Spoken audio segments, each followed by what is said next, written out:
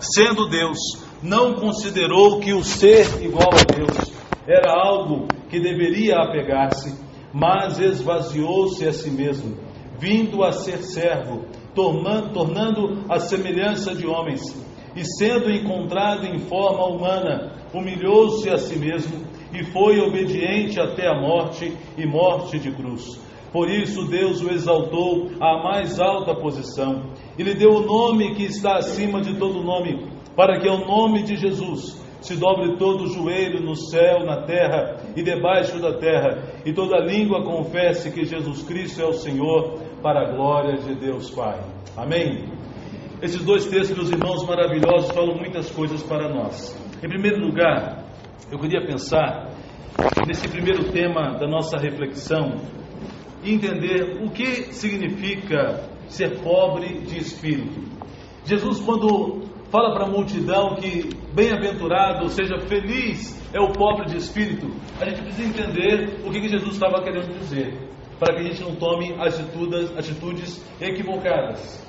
Então, em primeiro lugar, ele está dizendo, seja pobre de espírito.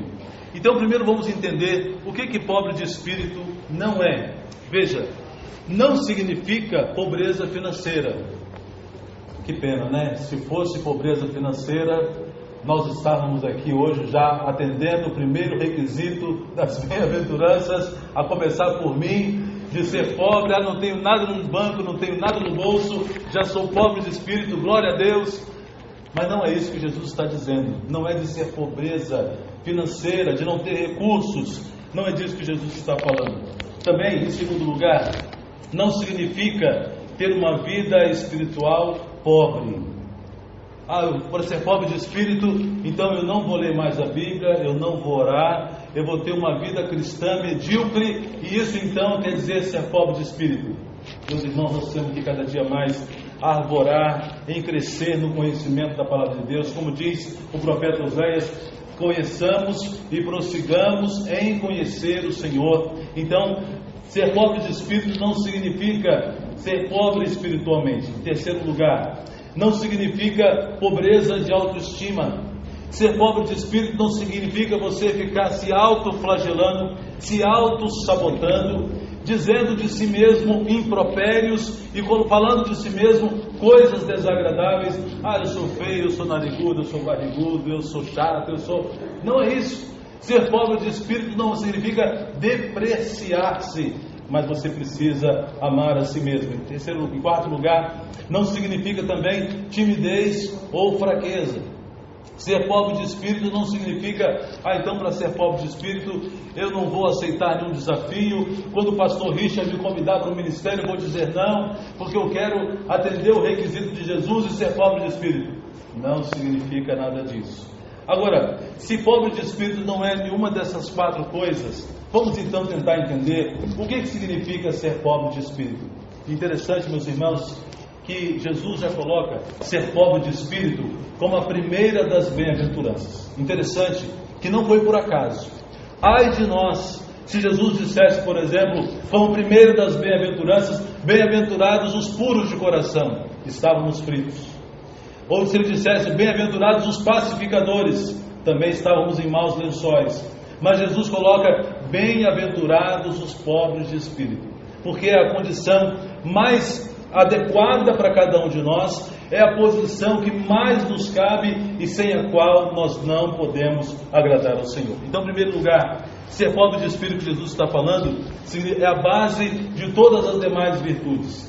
Se eu e você não entendermos o que significa ser pobre de espírito, não conseguiremos ser pacificadores, nem conseguiremos ser mansos, ter mansidão sobre a face da terra, não conseguiremos galgar os demais degraus das bem-aventuranças. Também, em segundo lugar, ser pobre de espírito é reconhecer nossa total dependência de Deus. Isso é ser pobre de espírito. Sabia? É você chegar diante de Deus e dizer assim, Senhor, eu não sou nada sem Ti. Jesus já deu uma dica para nós, sem mim, o quê? Nada podeis fazer. Então, ser pobre de espírito é colocar tudo debaixo da mão de Deus, colocar a nossa excelência nos pés dele, colocar tudo aquilo de bom que nós temos e reconhecer que somos miseráveis pecadores. A palavra de Deus diz lá no profeta Isaías, falando o seguinte, que as nossas justiças diante do Senhor, sabe o que são? Trapos de imundícia. Já pensa naquele pano sujo, pano de chão, pano velho, rasgado, mal cheiroso que você tem na sua casa, que você limpa todo tipo de imundícia, são as nossas justiças. Esse trapo que não presta para nada a não ser limpar sujeira, assim é classificado as nossas justiças. Portanto, meus irmãos, se nós queremos agradar a Deus, se queremos ser humildes realmente, o nosso primeiro passo é ser pobre de espírito, reconhecendo que nós não temos nada, que não somos nada, que somos carentes do Senhor, carentes da sua graça, da sua misericórdia, da sua compaixão, que precisamos dele em todas as coisas na nossa vida. Também, em terceiro lugar, ser pobre de espírito é a nossa verdadeira riqueza. Aquele que se ufana, aquele que se arvora em colocar diante de si e diante das pessoas suas patentes, os seus títulos, as suas qualidades, qualificações, já está começando errado. Quero contar uma experiência que vivemos. Era o ano de 2004, se não me engano.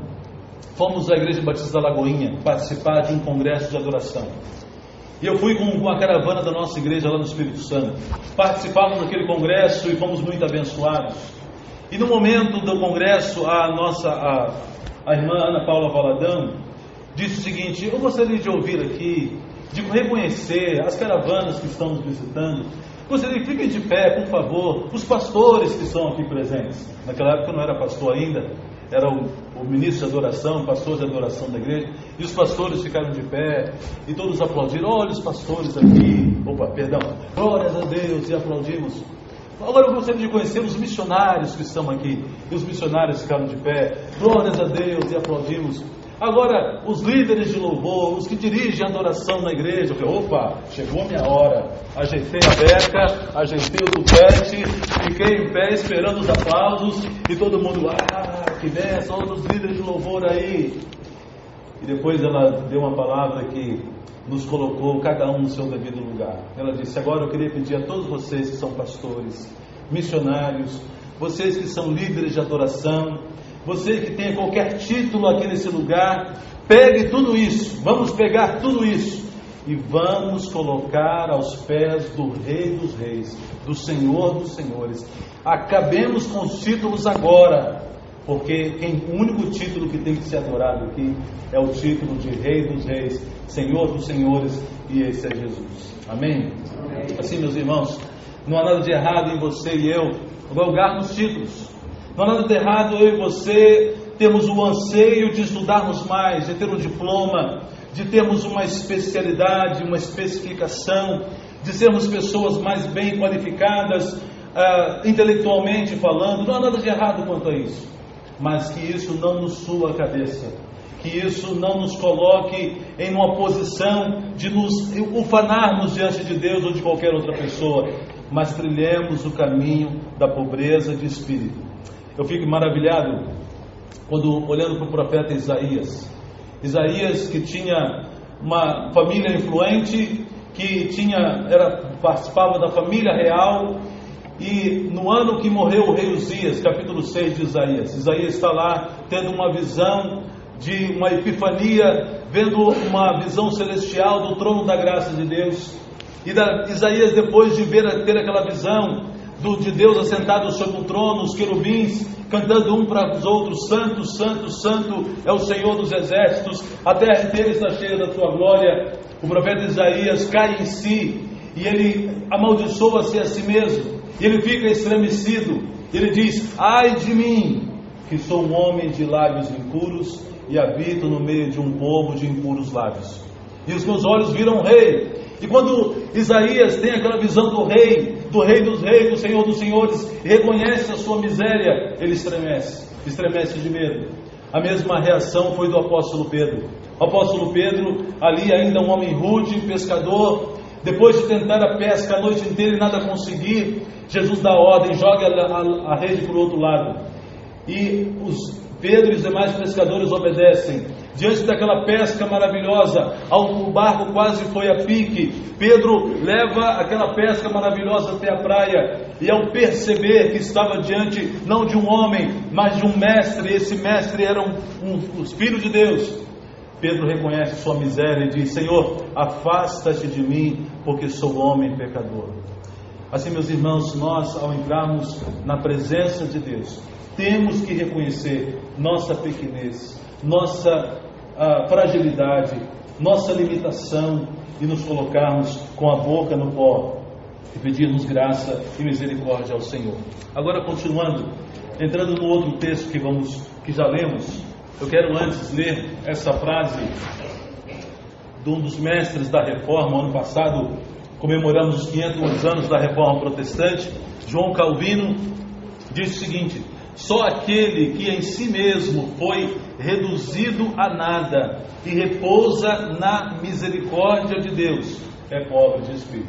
Vou ler mais uma vez. É pobre de espírito só aquele que em si mesmo foi reduzido a nada e repousa na misericórdia de Deus. Se você quer ser reconhecido como um pobre de espírito, dedique-se a isso, em ser reconhecido na misericórdia de Deus, ser sustentado pela graça de Deus e poder agradecer ao Senhor todas as manhãs que se cumprem e tem se cumprido na nossa vida a palavra do profeta Jeremias em Lamentações, que as misericórdias do Senhor não têm fim, elas se renovam a cada manhã, grande é a sua fidelidade. Aleluia, louvado seja o nome do Senhor. E assim precisamos, meus irmãos, reconhecer a nossa fragilidade. Pode seguir? Então agora, e por que nós devemos ser pobres de espírito? Pode ir mais. Enquanto você não for pobre de espírito, jamais Cristo será precioso para você. Enquanto você achar que pode fazer alguma coisa pela sua própria força, pela sua própria capacidade, pelo seu próprio intelecto, pelas suas próprias posses, Deus não se manifestará na sua vida. Você não conseguirá ser um reflexo da glória de Deus enquanto não se submeter ao governo do Senhor, ao seu reinado também. Pode ir mais? Em segundo lugar, enquanto você não for pobre de espírito, você não estará pronto para receber a graça de Deus. A graça de Deus, meus irmãos, é como uma dádiva, é como um bálsamo que é derramado sobre um vaso. Eu e você precisamos e devemos ser, e devemos desejar ser vasos para a honra, vasos para Deus manifestar a sua glória. Mas um vaso só pode ser cheio da graça de Deus se antes ele for esvaziado. Por isso eu e você precisamos nos esvaziar, como aquela canção maravilhosa da Nívia Soares. Eu quero me esvaziar de mim mesmo, quero me esvaziar dos meus títulos, das minhas vaidades, me esvaziar do meu eu. E falando nisso, você sabe que nós vivemos hoje uma sociedade hedonista. O que é uma sociedade hedonista? Uma sociedade que vive para o prazer. As pessoas hoje vivem assim: eu quero ter prazer no meu trabalho, prazer na minha casa, prazer no meu clube, prazer com os meus amigos, prazer na igreja. Mas se na igreja o pastor manda fazer algo que eu não quero fazer, eu não vou fazer, eu não estou tendo prazer. E assim a vida hoje tem sido do século 21, nessa sociedade pós-moderna e doentia. As pessoas querem viver sempre rodeadas de prazer. Mas Jesus, meus irmãos, não nos chamou para termos prazer aqui neste mundo. Ele nos prometeu que vai nos levar para um lugar onde olho humano nenhum viu, ouvido nenhum ouviu as maravilhas que Deus tem preparado para nós. Mas lá na glória, enquanto estamos aqui, a disposição minha e sua tem que ser a mesma do apóstolo Paulo, de a ponto de desgastar a nossa vida, queimar todas as nossas energias, todas as nossas capacitações para o engrandecimento do nome do Senhor. Pode mais? Enquanto você não for pobre de espírito, você não pode ir para o céu. Sabia disso? Ninguém poderá chegar à porta do céu, e não é São Pedro que vai estar lá, já vou avisando, tá bom? Ninguém vai poder chegar à porta do céu e bater na porta e dizer: ei, abra uma porta aí. E quando a porta se abrir, você dizer: eu estou entrando porque eu fui o cara lá embaixo. Eu fiz e aconteci. Olha, mas Eu lia a Bíblia de manhã, de tarde, de noite. Eu dava esmola, eu dava o meu dízimo correto, eu participava do louvor, eu participava do Mupan, eu ia na cristolândia masculina, feminina, eu saía andando no bairro da Vila Ema todo pregando evangelho, entregando folheto. Eu mereço estar aqui. Ninguém poderá fazer isso enquanto nós não reconhecermos que tudo vem dele. Romanos 11:36 diz o quê? Porque dele, por ele e para ele são todas as coisas. Glória, pois, a ele eternamente. Amém. Como os irmãos da Cristolândia fizeram bonito aqui, né? Nada além do sangue, apontando para quem? Nada além do sangue de Jesus. É o sangue de Jesus que nos possibilita entrar no céu. Não são as nossas excelências, não são as nossas capacidades, mas o sangue de Jesus. Em segundo lugar, agora falando do texto de Filipenses, a humildade promove a unidade. Pode ler, pode passar o texto. O verso 3 e 4 diz para nós aí: nada façam por ambição egoísta ou por vaidade, mas humildemente considerem os outros superiores a si mesmos. Cada um cuide não somente dos seus interesses, mas também do interesse dos outros. Meus irmãos, a Igreja de Cristo, essa igreja que está completando 9 anos, e para que ela complete 90 anos, 900 anos, 9.000 anos, se Jesus não voltar até lá, para que ela continue assim crescendo, para que ela continue existindo, a essa condição, cada um membro dessa igreja precisa trabalhar não para o seu próprio interesse, mas pelo interesse dos outros. Eu sempre gosto de comparar a igreja com a Arca de Noé. A igreja é perfeita? Não é. A igreja de Cristo, a primeira de São Vicente, a igreja de Vila Ema, não tem problemas? Tem problemas. Mas, meus irmãos, a igreja é como a Arca de Noé. Lembra da Arca de Noé? Estava Noé, a sua família, aquela bicharada toda lá dentro. Ficaram quase um ano inteiro. Sabe o que é um ano? Um ano inteiro trancado dentro de uma arca. Lá do lado de fora, água para todo lado, não tinha ninguém vivo lá fora, só tinha vida dentro daquela arca. Imagine Noé acordar com o bafo do leão na cabeça dele. Imagine o mico-leão dourado bagunçando o penteado da esposa de Noé. Imagine o quanto que não era um elefante, eram 2 elefantes, era um casal que estava dentro. O quanto que eles estavam incomodando. Um elefante incomoda muita gente, 2 elefantes incomoda muito mais. E estavam lá dentro. E tinha ainda mais o jacaré, o hipopótamo e tudo por aí vai. Tudo que a sua mente lembrar e imaginar. Imagine o cheiro que estava lá dentro daquela árvore. Imagine viver com o barulho daquilo. Você sabe que tem animais que têm hábitos noturnos. Outros têm hábitos diurnos. Quando chegava a noitinha, Noé, com aquela bicharada, aquele mau cheiro, quando ia tirar a soneca, começava a coruja. E o morcego, e não sei mais o que, fazendo aquele barulho a noite inteira. Não foi um dia, não foi um mês, foi quase um ano suportando isso. Mas Noé saiu pela janela, jogou os filhos dele pela janela? Não. Porque ali dentro, somente no mundo inteiro, só tinha vida dentro da arca. Eu digo para você, o mundo aí fora pode parecer muito interessante. A igreja pode ser muito difícil de conviver. Pode ter irmãos aqui que te incomodam igual o elefante. Pode ter um irmão aqui, não olhe para os lados agora, por favor, que um bafo igual o do leão. Pode ter alguém aqui que faz traquinagem, não te deixa quieto igual o mico-leão dourado. Mas aqui dentro tem vida, lá fora só tem morte. Então lute pela igreja, trabalhe pela unidade da igreja, reconheça que a igreja é noiva de Cristo. Cuidado como você fala da noiva de Cristo. Se alguém falar mal da minha esposa, vai se ver comigo. Pode ser grandão igual o Paulo aqui, que eu vou partir para cima. Não tenho medo não. E assim eu sei, cada marido aqui, cada noivo, a mesma forma. Imagine Jesus ouvindo você falando mal da noiva dele. Ah, a igreja de Vila Ema? Ah, tem mais isso. A igreja primeiro de São Vicente? Ih, piorou, lá tem muito mais. Cuidado com o que você fala da noiva de Cristo. Pode seguir. A humildade, meus irmãos, promove a unidade. Eu quero falar um pouco sobre isso. A humildade destrói a contenda e a vanglória. Você lembra lá de 1 Coríntios capítulo 13? O hino que fala da excelência do amor. E esse texto, você pode não lembrar todo ele, eu também não lembro, mas em cada versículo de 1 Coríntios 13, vai dizendo: ainda que eu tivesse o dom de falar a língua dos anjos e dos homens, se não tivesse amor, nada seria. Ainda que eu entregasse o meu corpo para ser queimado e totalmente dilacerado, sem amor, de nada adiantaria. Eu quero falar sobre isso, irmãos. Nada que façamos no reino de Deus, se não tiver o vínculo do amor, não tem valor. Você pode ter uma vida de ativismo eclesiástico, vir para a igreja às 6 da manhã e sair daqui às 22 horas ou 23 horas. Você pode vir e passar sacrificar a sua vida, a sua família, a sua saúde por causa da igreja. Se não tiver amor, de nada adianta.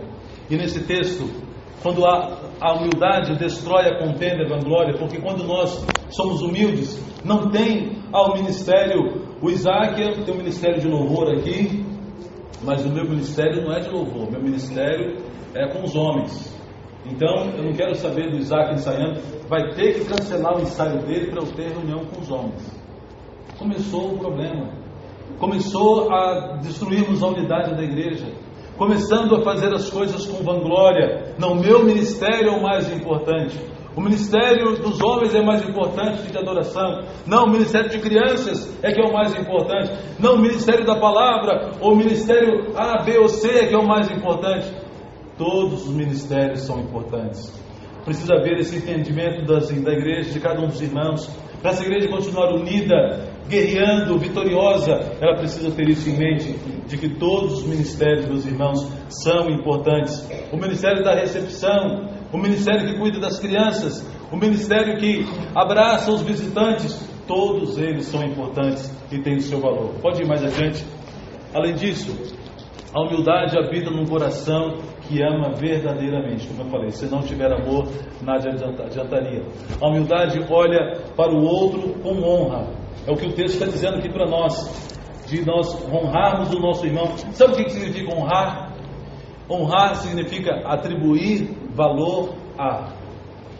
Eu vou honrar o pastor Richard atribuindo valor a ele, reconhecendo o valor que ele tem.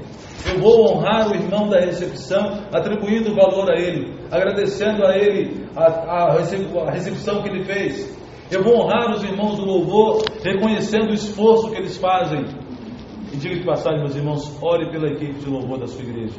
Não é porque eles estão com problema não, mas é porque eles enfrentam lutas terríveis. Eu fui da área de adoração e estou agora puxando a sardinha para esse lado do meu ministério que eu conheci de perto. Que luta que é, quantas horas de ensaio que demandam de uma equipe de louvor, quantas situações que são administradas e sofridas, e nós precisamos orar uns pelos outros. A humildade busca o interesse do outro com solicitude, estar solícito. Você quer a minha ajuda? Não podemos ter aquele pensamento, não, você vai ter um Mupan amanhã, quem tem que vir são os homens. A equipe de louvor não faz parte disso.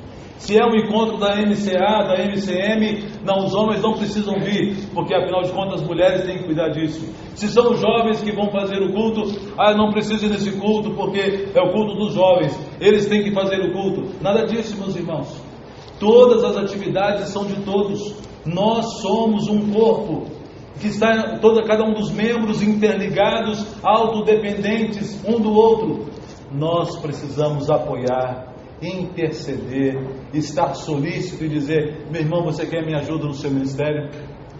E assim sermos servos uns dos outros. Em terceiro lugar, e finalizando, sigamos nosso maior exemplo. O maior exemplo que Paulo deixa para a igreja de Filipos e para nós também, falando em humildade, é do nosso Senhor Jesus. Vamos ver o texto? Seja a atitude de vocês a mesma de Cristo Jesus, que embora sendo Deus, não considerou que o ser a Deus era algo que devia apegar-se, mas esvaziou-se a si mesmo, vindo a ser servo, tornando-se semelhante aos homens, e sendo encontrado em forma humana, humilhou-se a si mesmo, e foi obediente até a morte e morte de cruz. Nesse texto, meus irmãos, há uma palavra do grego que não tem como traduzi-la fielmente na sua grandeza, não dá para traduzir para o português. Quando fala ali que Jesus esvaziou-se a si mesmo, é o termo kenosis, que significa alguém que abre mão das suas patentes, abriu mão da sua glória, abriu mão do seu poder, tornando-se, a humilhação de Jesus já começou no céu, porque Jesus era adorado como Deus que era e é, junto com o Pai, na Trindade.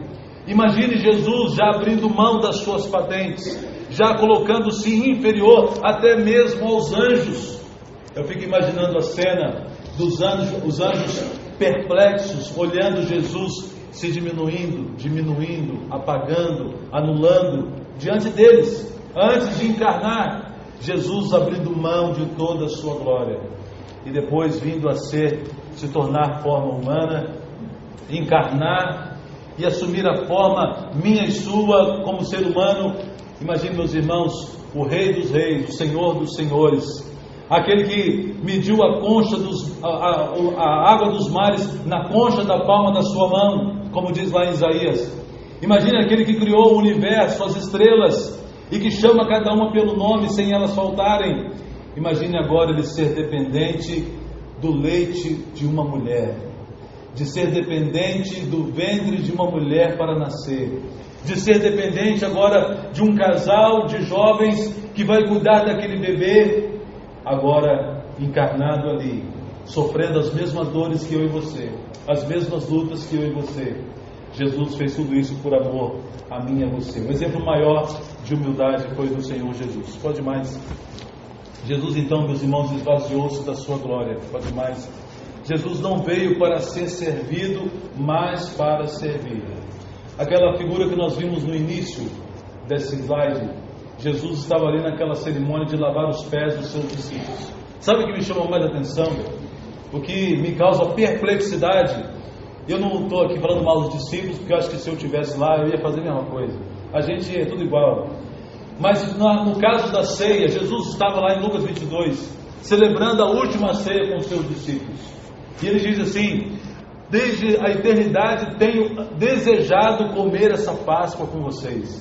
Era um momento mágico para Jesus, se eu posso usar essa expressão. Era um momento sublime que Jesus ansiava desde a eternidade, ter esse momento de comunhão com seus discípulos. E ali Jesus, na última ceia, começa a dizer para os discípulos do seu sacrifício, de como ele iria morrer e de como ele ia obedecer ao Pai até o fim por amor a cada um de nós. E mesmo naquele ambiente que era para ser de total comoção, os discípulos eram para começar a abraçar Jesus e chorarem diante do que estavam ouvindo. Sabe o que aconteceu entre eles? Rolou o maior quebra-pau entre os discípulos. Rolou a maior DR. Começaram a discutir a relação ali.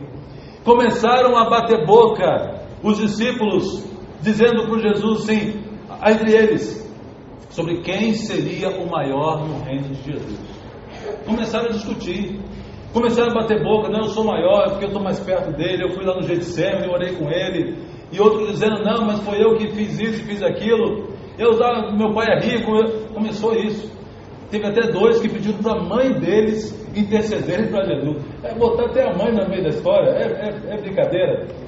Tiago e João falaram, ô mãe, eu não sei como é que eu falo com Jesus, vai lá a senhora lá e pede a ele para dar um lugarzinho especial para a gente. Botaram a mãe no meio do negócio, e a mãe foi, mãe é mãe, né? Não tem jeito. E a mãe foi lá, a mãe de Tiago e João, ô Jesus, dá para, quando você estiver no seu reino, botar um na direita e o outro à esquerda? A mãe foi lá pedir. Cara de pau dos dois pedir para a mãe fazer isso. E assim, os discípulos estavam lá no maior quebra-pau. Jesus não respondeu nada. Sabe o que Jesus fez? Tirou a capa, pegou uma bacia com água, amarrou a toalha na cintura e começou a lavar os pés dos discípulos. Sabe quem fazia isso? O escravo mais humilde da casa. Naquele tempo era um tempo de escravidão. As casas tinham seus escravos, mas não era qualquer escravo que fazia esse serviço. Lavar o pé das visitas, isso era o mais humilde dos escravos. Tinha o escravo que servia a mesa, tinha o escravo que fazia comida, tinha o escravo que abria a porta, mas o ralé, o mais peba, como diz no Nordeste, o escravo mais desqualificado, lavava os pés dos visitantes. Jesus pegou a toalha, uma bacia, e começou a lavar os pés. Meus irmãos, a atitude de Jesus foi de servo, como eu e você devemos ser, como nós devemos servir uns aos outros, humildemente, reconhecendo que o outro é mais importante do que eu, e assim nos humilharmos diante do Senhor. Pode mais um clique aí? Eu quero então fechar com esse texto de Mateus 20, de 26 a 28, Jesus dizendo, vamos ler juntos comigo? Não será assim entre vocês, pelo contrário, quem quiser tornar-se importante entre vocês, deverá ser servo, e quem quiser ser o primeiro, deverá ser escravo, como o Filho do Homem, que não veio para ser servido, mas para servir e dar a sua vida em resgate de muitos. Amém? Assim, meus irmãos, nós, se quisermos ser uma igreja vitoriosa, se a igreja de Vila Ema, primeira de São Vicente e qualquer outra igreja do Senhor Jesus neste mundo, se quiser ostentar um título de igreja de Jesus, se quiser continuar com suas portas abertas, proclamando o reino de Deus, o caminho é esse aí, é o caminho da humildade, de cada um ser servo do outro, cada um estar disposto a servir o outro, para que a gente possa ficar assim. Pode passar o próximo slide. A minha oração é essa, que essa igreja viva dessa forma, humildemente e em unidade, todos os irmãos conectados, todos os irmãos um sustentando o outro, em oração, apoiando os ministérios, sustentando aquele que está mais fraco, socorrendo aquele que está abatido, carregando as cargas uns dos outros, para que a igreja possa avançar e possa desbaratar o inferno. E assim, meus irmãos, Jesus disse também, quero fechar com esse texto, Jesus dizendo que as portas do inferno não haveriam de prevalecer contra a igreja. E sobre esse texto, eu queria lembrar da interpretação correta. Às vezes a gente pensa assim, não, as portas do inferno não prevalecerão contra a igreja. E às vezes vem a nossa figura, a seguinte cena, a igreja com a sua portinha fechada, os crentes dentro dela, ajoelhados, orando fervorosamente, e lá do lado de fora da porta, um diabão musculoso, vermelho, com chifre, com tridente, esmurrando a porta da igreja. Aí a gente pensa, as portas do inferno não prevalecerão contra a igreja, vamos continuar firme aqui. Não é essa a cena correta. Sabe qual é a interpretação correta? A interpretação é assim, o diabo e os seus demônios, atrás das portas do inferno, estremecendo com as pernas tremendo de medo, eles ali apavorados, porque quem está na porta, esmurrando a porta do inferno, sabe quem é? É a igreja de Cristo, é a igreja de Vila Ema, é a primeira de São Vicente, ali esmurrando a porta do inferno, e os demônios que lá dentro estão, estremecidos, preocupados, atemorizados, com uma igreja que está esmurrando as portas do inferno que não prevaleceram, não é da igreja, veja o texto, e as portas do inferno não prevalecerão. Então, meus irmãos, vamos com fé esmurrar as portas do inferno e de lá arrancar aqueles que iriam se perder e trazê-los para a luz, para o reino do nosso Deus. Amém? Que Deus assim abençoe essa igreja, seu pastor, em nome de Jesus. Amém.